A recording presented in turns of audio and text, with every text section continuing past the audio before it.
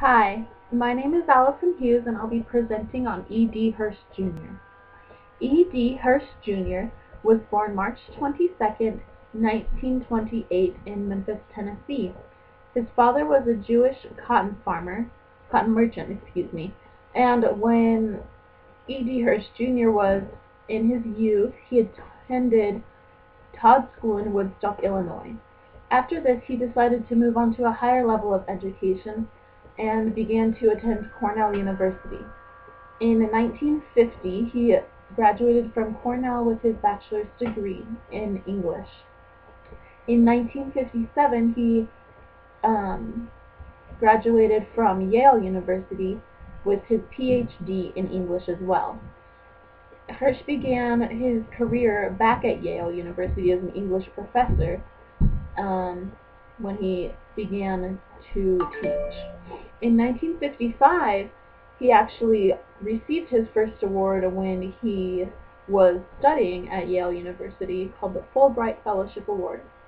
Later in the 60s, he decided to move from Yale University to Virginia University and Richmond Community College. At the University of Virginia, though, he soon became the chairman of his department and head of the composition program. While he was teaching at these two colleges, he gave what he called reading readability tests, or relative readability tests, and discovered that an important factor in determining your ability to comprehend a passage is based on your or the student's previous knowledge on the subject at hand. Through this study, he developed the concept of cultural literacy. It states that reading comprehension requires formal decoding skills and wide-ranging background information. So basically, once again stating that in order to be able to comprehend what you are reading, you must have some formal knowledge on the topic at hand.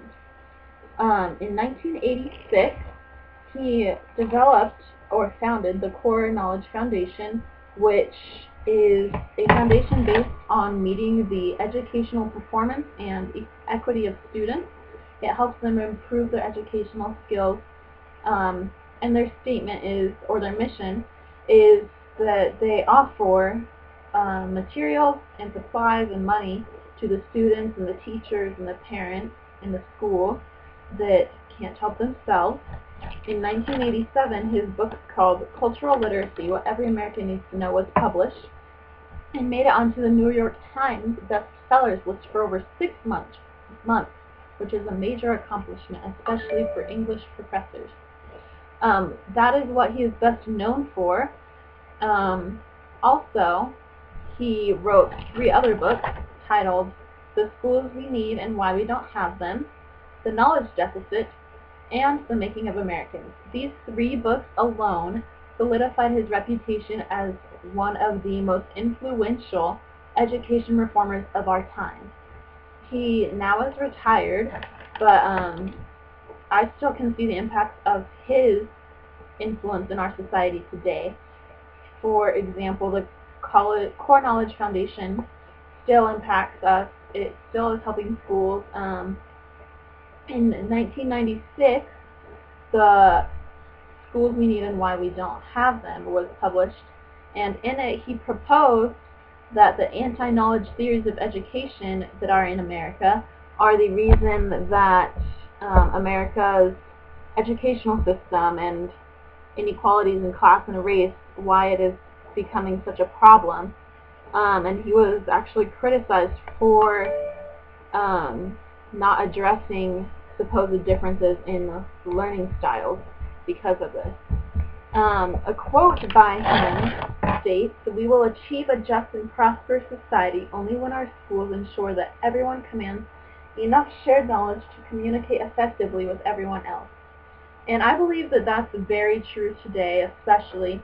I believe that we need to have a certain level of education, basic education, so that as a community we can function as a whole and make things better for each other, to help each other out. And I also agree that it's very important for us to understand background information about a certain topic before we try and talk like we know about it before we haven't done the research necessary. It's also very important to get through the church as well, because there are many things that we don't know about the church that people may ask us about that we do need to study more for ourselves, and we do need to discover before we can think about sharing it with others. And it was just really interesting studying about him, and I just wanted to say thank you for taking the time to listen.